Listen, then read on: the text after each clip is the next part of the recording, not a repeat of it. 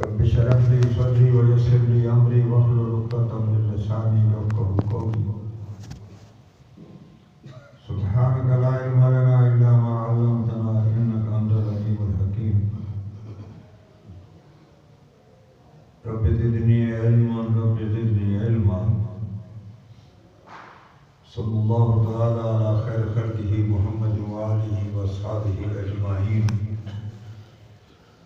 میرے محترم معزز علماء کرام، طلباء اعظام، میرے محترم بزرگوں، بھائیوں، دوستوں، آج کی اس مجلس کا انعقاد کی وجہ آپ سب حضرات کو معلوم ہے کہ یہ ایک دینی مدرسہ جو میرے عزیز شیخ الحدیث حضرت مولانا عبدالقدوس صاحب دامت برکاتہم کی زیر پرستی کافی عرصے سے اس محلے میں اس مسجد میں کام کر رہا ہے. اور یہ جیسے انہوں نے آپ کے سامنے عرض کیا، میری تو حد سے زیادہ تعریف کی، میں تو اس قابل نہیں. بہر اللہ کا فضل ہے، اس بات کو پھلتے پھولتے دیکھ کر ہمیں بھی خوشی ہوتی ہے کہ اللہ پاک اس کو دائم قائم رکھے. ان کے لیے اور ہمارے لیے سب کے لیے اس کو صدقہ جاریہ فرمائے. ان کی اپنی محنت کا نتیجہ ہے، اللہ اخلاص کی توفیق عطا فرمائے. میرے محترم بزرگوں اور دوستوں، اللہ رب العزت کی ذات ہماری خالق ہے اور ہماری مالک ہے. تمام طاقتوں کا اور تمام قدروں کا مالک اللہ ہے. اللہ کے بغیر کوئی طاقت نہیں ہے، کوئی قدرت نہیں، وہ ایک ہی ذات ہے. باقی سب کچھ مخلوق ہے اور اسباب ہیں اللہ کے پیدا کی ہوئی. وہ یوں سمجھو ایک قدرت ہے اور ایک اسباب قدرت ہے. انسان کی کامیابی کی بنیاد یہ ہے کہ قدرت انسان کے ساتھ ہو جائے، اسباب قدرت ساتھ ہوں تو کچھ بھی نہیں بنتا.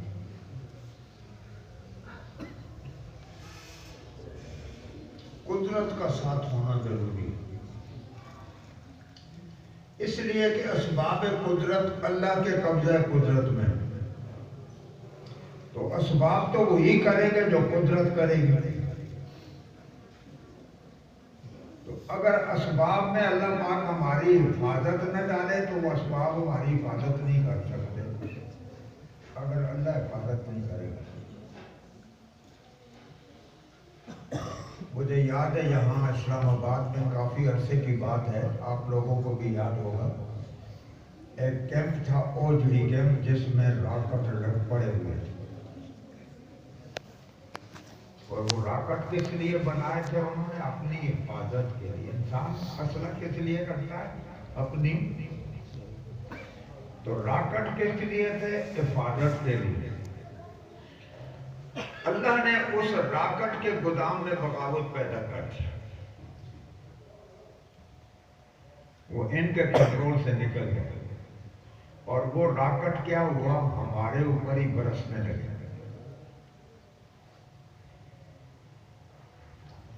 خاقان عباسی ہمارا وزیر تھا، اس کی موٹر پہ جا کے لگا، وہ بھی شہید ہو گیا. کتنے لوگ اس میں مر گئے، بلڈنگوں پہ راکٹ پڑ رہے ہیں. کیا ہوا ہے؟ راکٹ کے گودام میں اللہ نے بغاوت پیدا کر. اب حفاظت کو اللہ نے جو ہے ان کے مخالف کر دیا. مجھے یاد ہے امریکہ تک اور کہاں سے ہماری حکومت نے بڑے بڑے ماہرین منگوائے تھے. الحق مرحوم کا دور تھا، انہوں نے اپنے سارے حربے استعمال کیے لیکن وہ بغاوت ختم نہیں ہو رہی، وہ راکٹ قابو نہیں آ رہی. مجھے ایک جرنیل نے بتایا تھا کہ جنرل ضیاء الحق نے کہا چھوڑو ان حربوں کو، آؤ اللہ کے قرآن کی تلاوت کرو، خدا کے ختم قرآن کے ختم کرو، اللہ کے سامنے رو. تو ہم نے قرآن مجید کے ختم کیے، اللہ کے سامنے روئے گئے تو اللہ نے بغاوت کو فروغ ہے. اسباب قدرت کو مخالف کر دیا، مخالف ہو گئے. اس لیے میرے بھائی دوستوں اور بزرگوں، حضرت ابراہیم علیہ السلام کو بھی اللہ نے اسباب قدرت دکھائے تھے. سورج دکھایا، چاند دکھایا، ستارے دکھائے.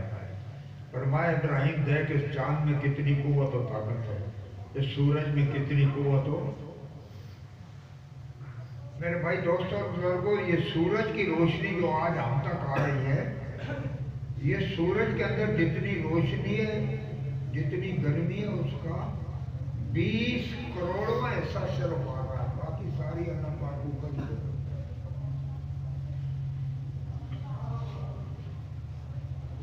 سورج کے اندر سے جو ایک گرمی نکل رہی ہے،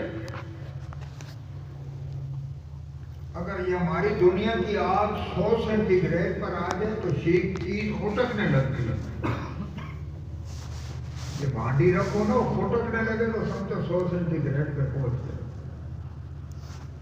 100 سینٹی گریڈ پہ دنیا میں کوئی بندہ زندہ ہی نہیں رہ سکتا. ہیروشیما اور ناگاساکی جو شہر ہیں جاپان کے، ان پر انہوں نے 2 ایٹم بم برسائے تھے، اور 2 ایٹم بم کے اندر 600 سینٹی گریڈ گرمی تھی، حرارت تھی. پوری لاکھوں انسان مر گئے. آج تک وہاں جو ہے کوئی سبزہ نہیں اگڑا. تو میرے دوستوں اور بزرگوں، سورج کے اندر سے جو گرمی نکل رہی ہے، یہ موجودہ سائنس کے مطابق میں کہہ رہا ہوں کہ کتنی اللہ نے اس کے اندر قوت رکھی ہے. سورج کے اندر سے 1 سیکنڈ میں جو گرمی نکل رہی ہے، اگر 50 کروڑ ایٹم بم تو اکٹھے ایک مرتبہ سٹو تو جتنی ان کی گرمی ہوگی صرف 1 سیکنڈ کی گرمی کی طاقت ہے. یہ اللہ کی مخلوق ہے، اللہ نے اس کو دبا کے رکھا ہے. اس کی گرمی، اس کی گرمی میرے دوستوں اور بزرگوں، یہ اس کا نظام ہے. اس پستول کی گولی اگر آپ چلائیں تو 1500 کلومیٹر کی رفتار سے جاتی ہے، اور بادل سے ایک قطرہ جو دنیا میں گرتا ہے 1700 کلومیٹر کی رفتار سے گرتا ہے. یہ اگر 1700 کلومیٹر کی رفتار پر آ کر ہمارے سر پر لگے تو کوئی دنیا میں انسان زندہ رہ سکتا ہے؟ اللہ نے راستے میں جمپ لگا دی ہے. آتے آتے آتے آتے آتے جب میرے سر میں قطرہ لگتا ہے بارش کا تو 5 کلومیٹر کی رفتار ہوتی ہے. اسباب قدرت کے بغیر کاری کچھ نہیں سکتے. وہ کیا کریں؟ وہ اس کی قوت و طاقت. اس لیے میرے دوست اور بزرگوں، اللہ رب العزت نے ابراہیم علیہ السلام کو بھی اپنی پوری قدرت کے اسباب دکھائے. فرمایا دیکھ یہ ستارے. اب ابراہیم علیہ السلام نے جب ستاروں کو دیکھا تو اب قوم کا دھوکہ بیان کیا. او قوم، تمہارے خیال میں یہ تمہارا قدرت والا ہے، یہ تمہارا رب ہے؟ وہ ستارہ غروب ہو گیا. فرمایا ڈوبنے والا تو رب ہو نہیں سکتا، یہ تو رب کے قبضے میں ہے. تو معلوم ہوا جس کے قبضے میں رب تو وہ ہے ستارہ. فلما رأى الشمس بازغا، سورج ذرا بڑھ چڑھ کے نکلا. فرمایا لے لے اس کو، کہ تیری ساری قوم نے بھی اس کو لیا ہوا ہے. ابراہیم علیہ السلام نے دیکھا کہ یہ چاند اور یہ ستارے اور یہ سورج یہ ڈوبنے میں اور چڑھنے میں اللہ کے حکم کے محتاج ہے. تو فرمایا انی وجہت وجہی للذی فطر السماوات والارض.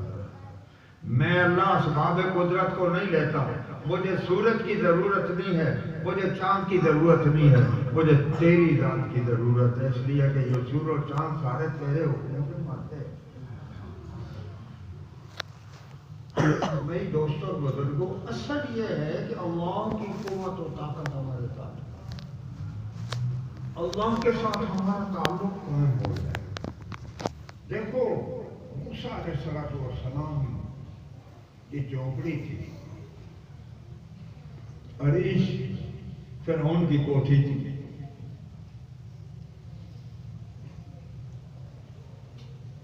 اب میرے دوستوں اور بزرگوں، کوٹھی والے کے ساتھ قدرت نہیں تھی، چھپر والے کے ساتھ قدرت تھی۔ اللہ،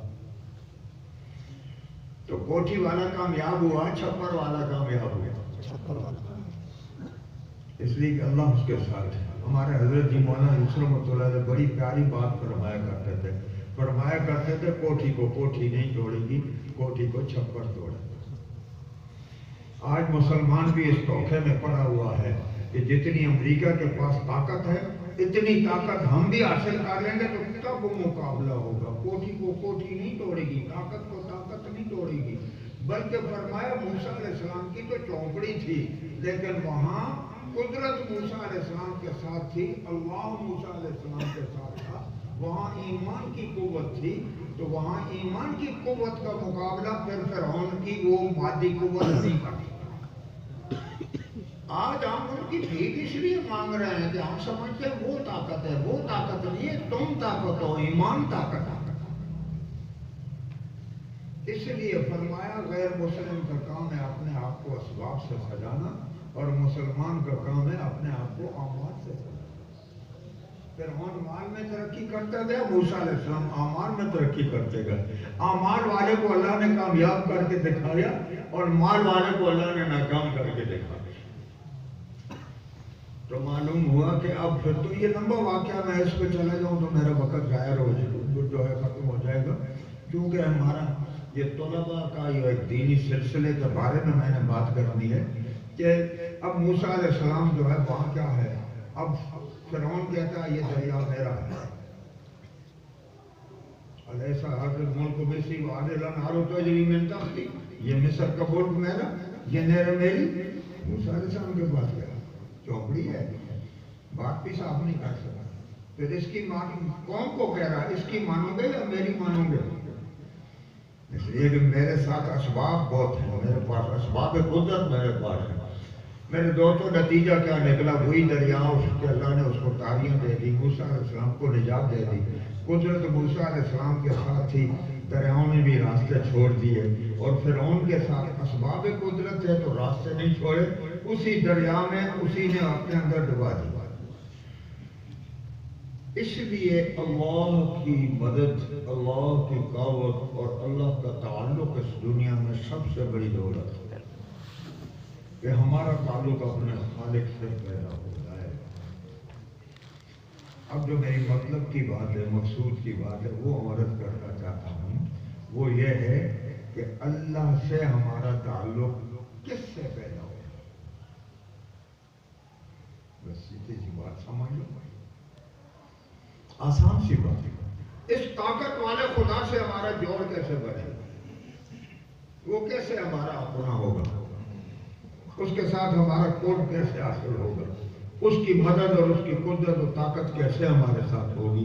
میرے دوستوں اور بزرگوں، اللہ نے اپنے ساتھ مخلوق کا تعلق پیدا کرنے کے لیے اپنی وہی دنیا میں بھیجی، اپنی کتاب بھیجی، قرآن مجید۔ محمد الرسول اللہ صلی اللہ علیہ وسلم کی حدیث آئی ہماری۔ اب خدا سے جوڑ کے سے پیدا ہوگا، علم دین سے اور علم الہی سے پیدا ہوگا۔ سائنس اور جبر اور جیومیٹری ہمارا اللہ سے جوڑ نہیں پیدا کرتا۔ یہ فنون ہے دنیا کے، اس میں کوئی شک نہیں ہے کہ ان کی ہمیں ضرورت ہے، یہ ہماری دنیا کی ضرورت ہے۔ ایک دھوبی ہماری ضرورت ہے، ایک ترخان ہماری ضرورت ہے، ایک درزی ہماری ضرورت ہے، ایک سائنسدان ہماری ضرورت ہے، ایک ڈاکٹر ہماری ضرورت ہے، اس سے انکار نہیں ہے، لیکن یہ صرف ہمیں دنیا سے جوڑنے والے ہیں، خالق سے جوڑنے والا کوئی بھی نہیں ہے۔ اس لیے یہ علم الہی جسے کہتے ہیں، جو دینی مدارس میں پڑھایا جاتا ہے، یہ دینی مدارس اللہ سے جوڑ کی بنیاد ہے۔ اس میں انسانوں کا جوڑ اللہ سے پیدا ہوتا ہے۔ یہ علم الہی جوڑ کی بنیاد ہے کہ بندے کا تعلق خالق سے قائم ہوتا ہے۔ میرے دوستوں اور بزرگوں، اس لیے علم کسے کہا جاتا ہے؟ یہ مدارس، کالجوں میں، یونیورسٹیوں میں جو کچھ پڑھایا جاتا ہے ہماری ضرورت ہے، سر یہ ہمارا مقصد نہیں ہے۔ ہمارا مقصد علم الہی ہے۔ کیوں؟ اس لیے کہ ہمیں علم الہی خالق کا پتہ بتلاتا ہے. اگر یہ علم الہی نہ آتا تو ہمیں خالق کا پتہ ہی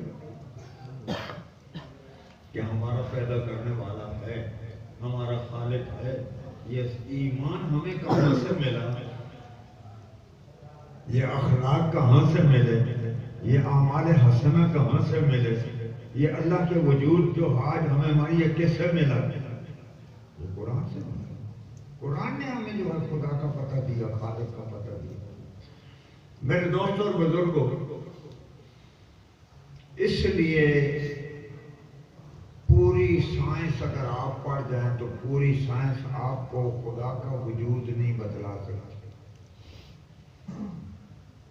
بلکہ آج دنیا میں وہ لوگ جو بڑے بڑے سائنسدان ہیں، جنہوں نے ہمیں ہوائی جہاز ایجاد کر دیے، جنہوں نے ہمیں ایئر کنڈیشن بنا کے دیے، موٹریں بنا کے دی، دنیا میں آرام اور آسائش کا سامان ہمیں دیا.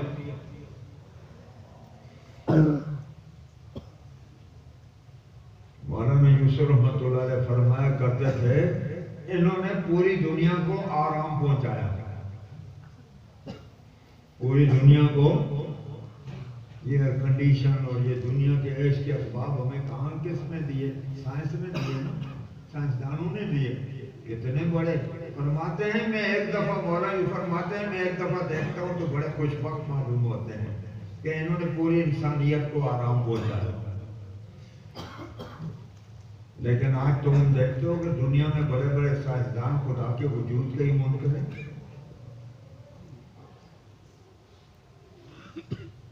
سورج کی رفتاریں نوٹ کر رہے ہیں، سورج کی روشنی اور گرمی اور حرارت نوٹ کر رہے ہیں، کائنات قدرت کو مشاہدہ کر رہے ہیں. جتنا وہ دیکھ رہے ہیں ہمیں نظر نہیں آ رہا. لیکن ہماری مسجد کا ایک بچہ جو ہے جو بسم اللہ الرحمن الرحیم پڑھتا ہے، یہ کم عقل والا بچہ جو ہے یہ بسم اللہ پڑھ کے خالق تک پہنچ جاتا ہے. اور سائنسدان ساری سائنس پاس کرنے کے باوجود خالق کو کبھی تک نظر نہیں آتا. کتنے سائنسدان دنیا میں وجود کے منکر ہے خدا کو، کیوں؟ وجود خدا نظر نہیں آ رہا، وہ خدا تک نہیں پہنچے. تو یہ اگر ہمیں خدا تک پہنچے تو سب سے بڑے مومن یہ ہوتے ہیں. لیکن قرآن پڑھنے والا بچہ حضور صلی اللہ علیہ وسلم کو جب پہلی وحی اتری تو کیا اتری؟ اقرا، پڑھ.